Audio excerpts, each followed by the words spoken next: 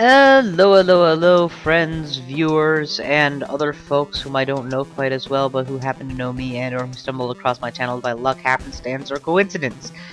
And today I will be bringing you a. This is not a full-on gaming video or anything. This is in fact, hang on just a second.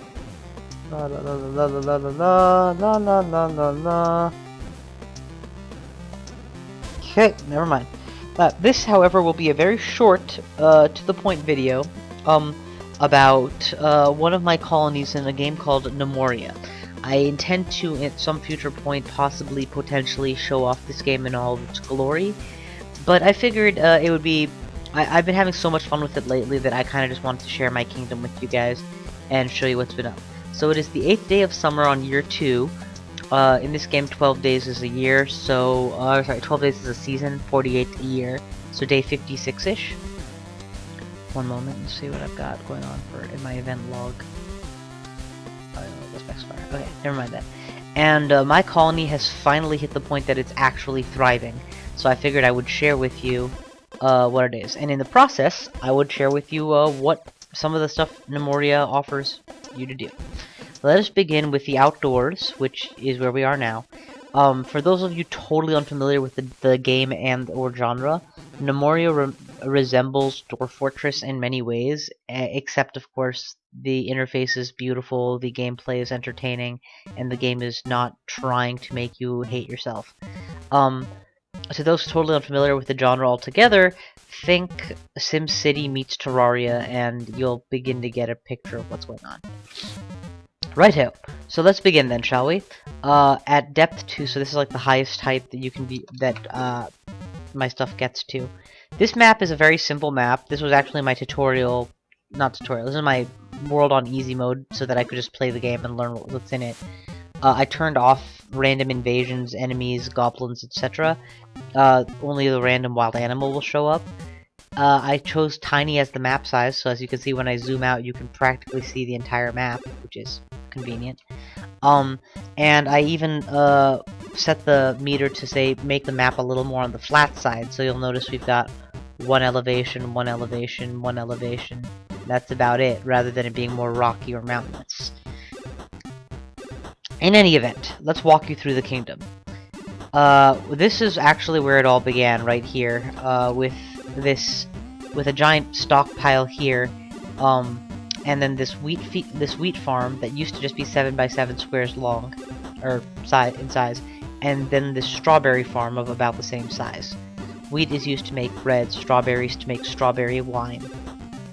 Later on, I also made a small pasture here to contain my yaks, which then became expanded into a larger pasture. The yaks have recently been transitioned into this odd-shaped pasture because it can hold slightly more of them, and I could potentially expand it out to here quite conveniently.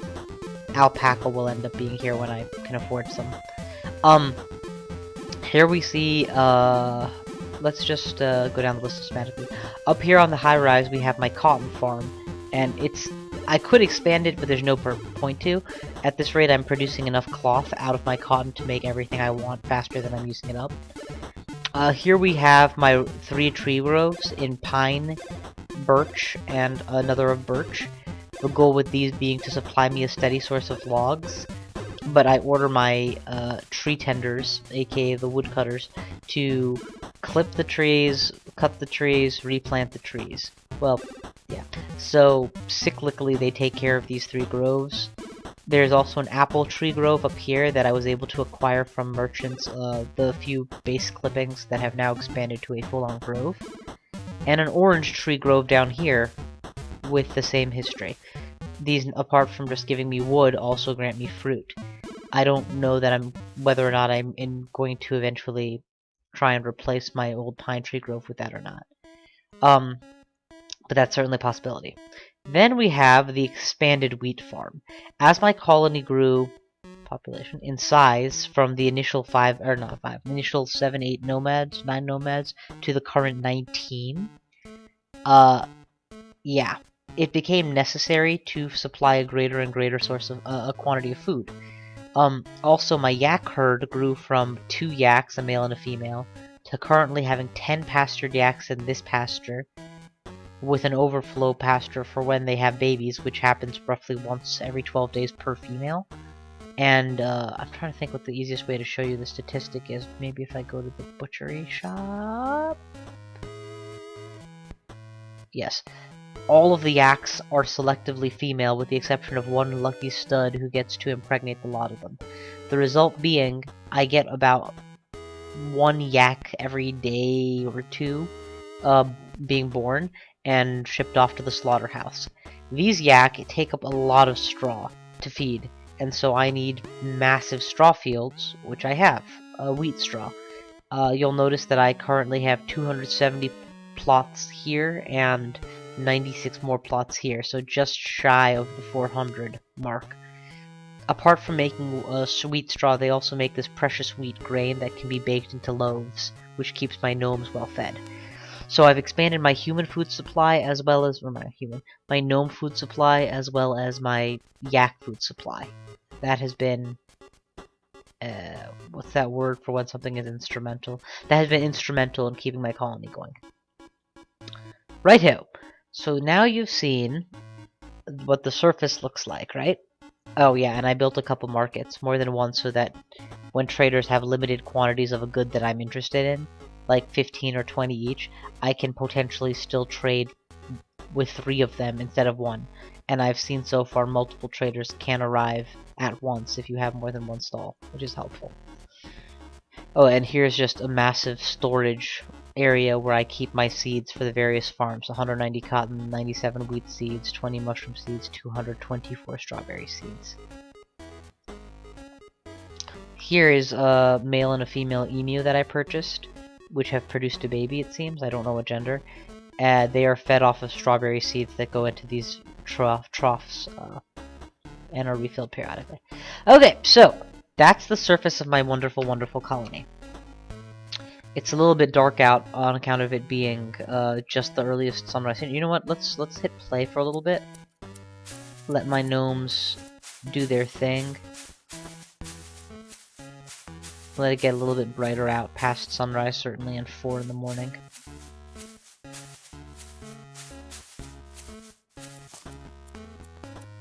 Oh no, that's telling me the sunrise is at 4 in the morning. It's actually late night.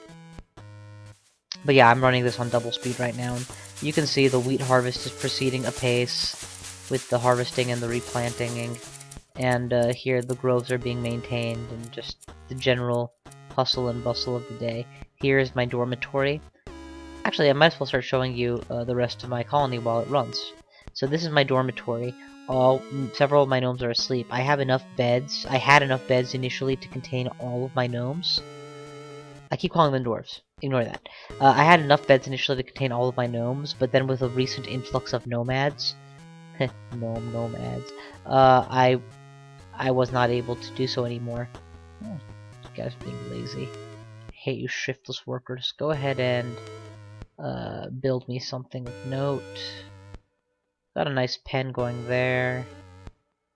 What else could I use these guys to do? I hate seeing an idle gnome. It makes me want to make him do something. But sometimes you got nothing to do. Okay, so, actually what we can do is set him to work.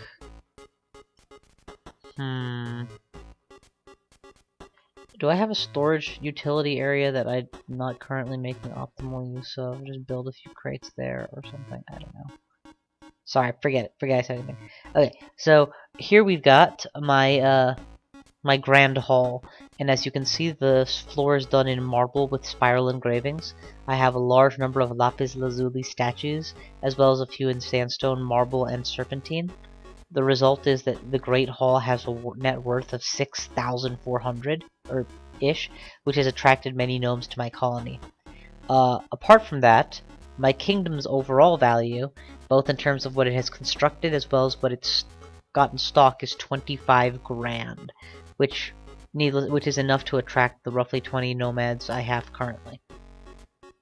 Here's some of the earliest things I made. A carpentry workshop, and I don't know if you can see it so well, but there's actually a hole here that leads downstairs, and downstairs from the carpentry workshop is a sawmill and another sawmill. So these sawmills are set to constantly produce planks until I have 72 available, which is just enough to totally fill up this birch crate of wood planks.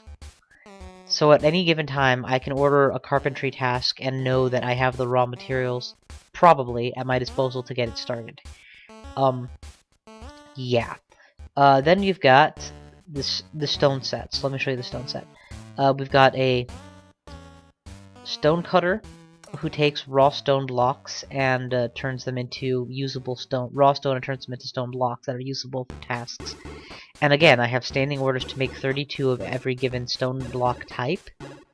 And I have stockpiles here of 64 raw materials of lapis lazuli, marble, and serpentine. Bauxite I don't yet have enough of in my caverns to have filled up. Basalt I also have a stockpile of. I should have a sandstone pile. I guess I never got around to making them. I can fix that in the foreseeable future.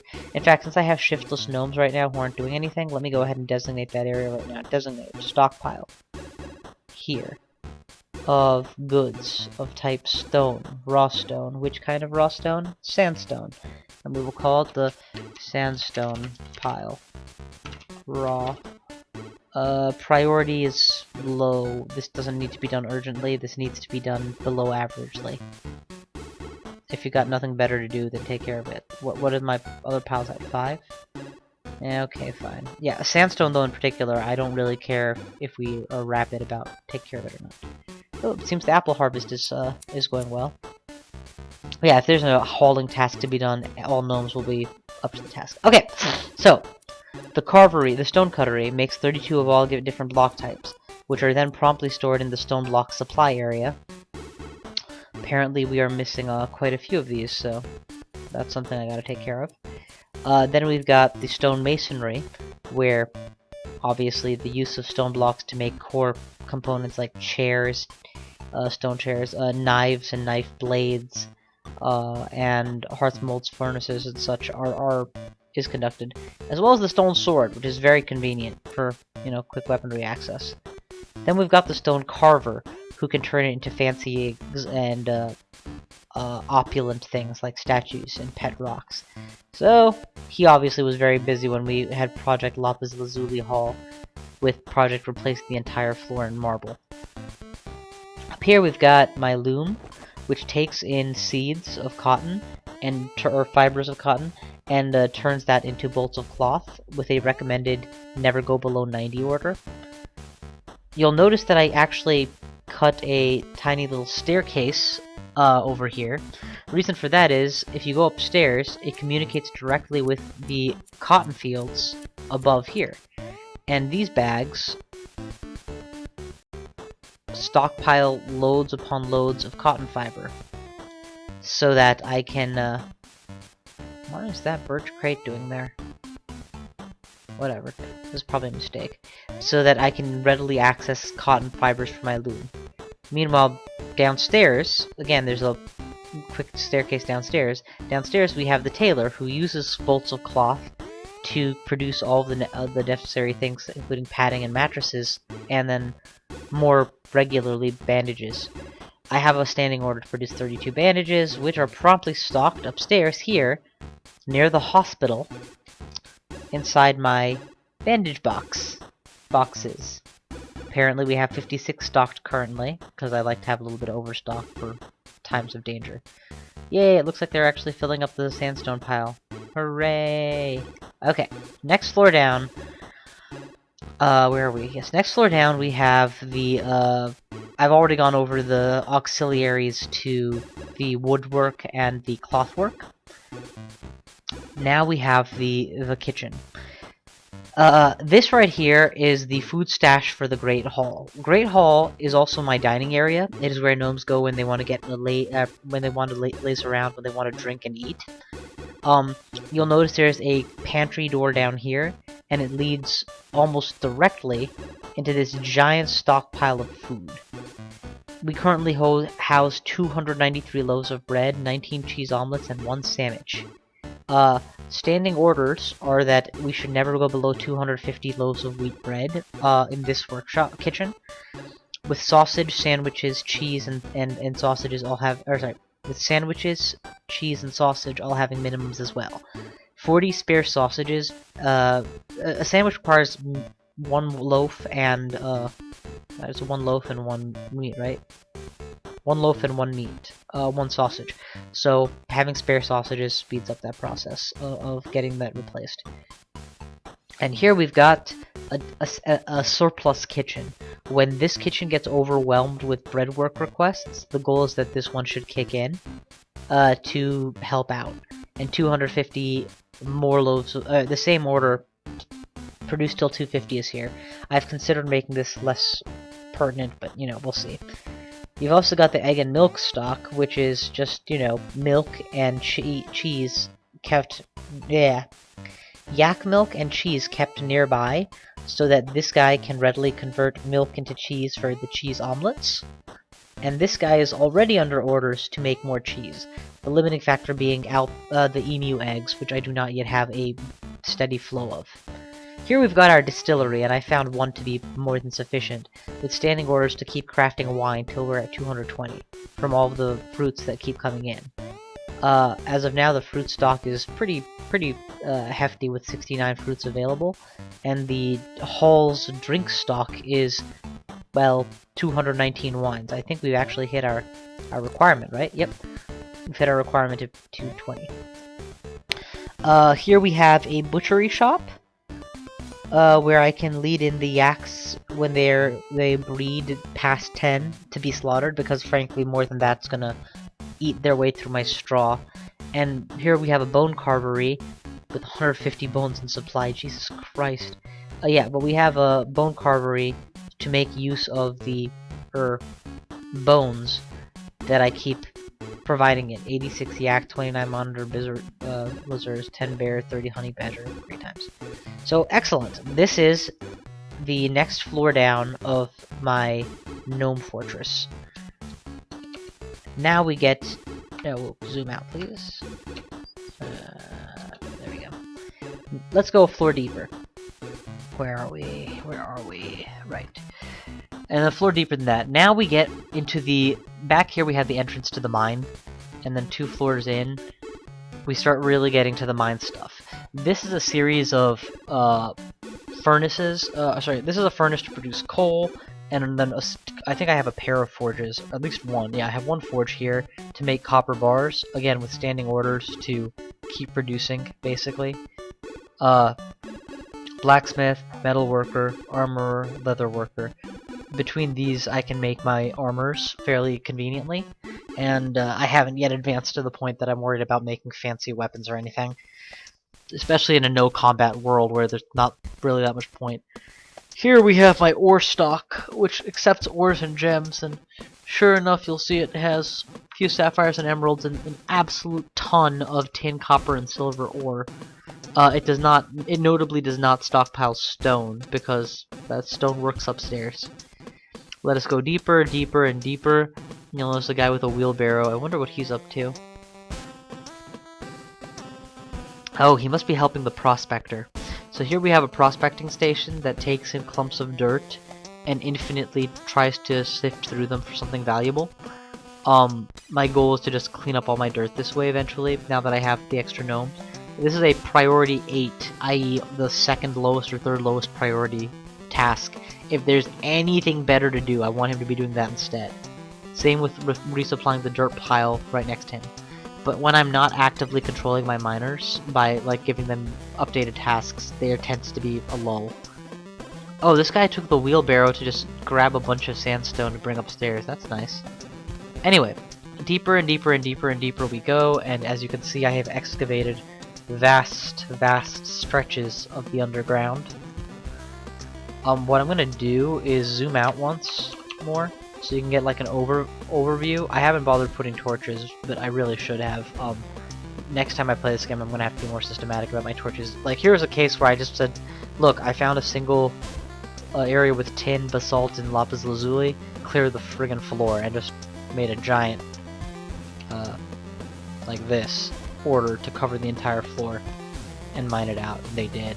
And we unearthed enough tin that I will probably never run out. Okay, but as you can see, selective cutting into the deeper and deeper areas, we've finally come to the point where our latest ramp has led to a new kind of metal or stone known as bauxite, but I haven't really gotten to mining it properly. I really should. And here on the side, you can just see the various layers that I've exposed shafts exist, and so I can see the exposed shafts and how deep they go through the earth, all the way down to depth 100, where it all ends in fire. What is that? Platinum? Holy crap, there's platinum available? No wonder it's a depth 100. Now here's another cool factor. If you take away you can hit a button to toggle turning off these invisible or unknown gray tiles, and when you do that, you get this almost 3D-ish rendering of what the areas near holes look like as you ascend through the core of the earth. And now we're getting to areas that I've actually mined with a little bit more thoroughness.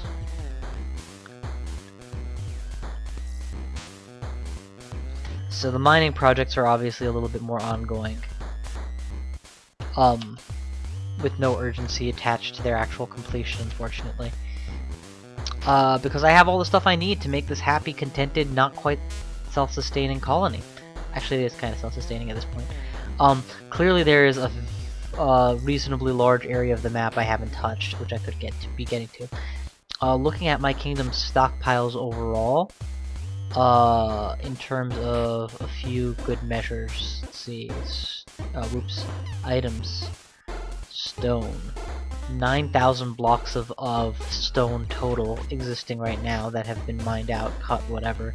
If you had, oh yeah, I've sold off most of my soil at this point, so that isn't fair. 39 logs is actually kind of skimpy, but if you'll look, you'll realize that this grove, and this grove are all getting clipped for extra replanting, and that means they're all ready to be logger-headed, or log cut down, that thing.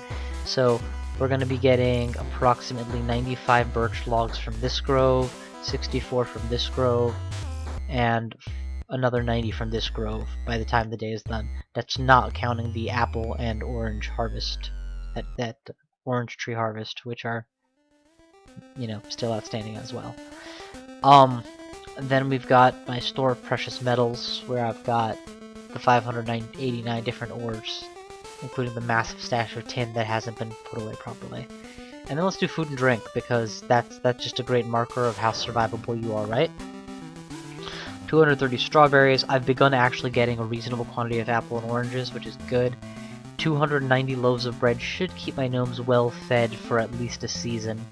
And that's ignoring the fact that this entire field is currently filled with wheat grain, which all can be turned into loaves of bread as soon as we get on with the harvest there.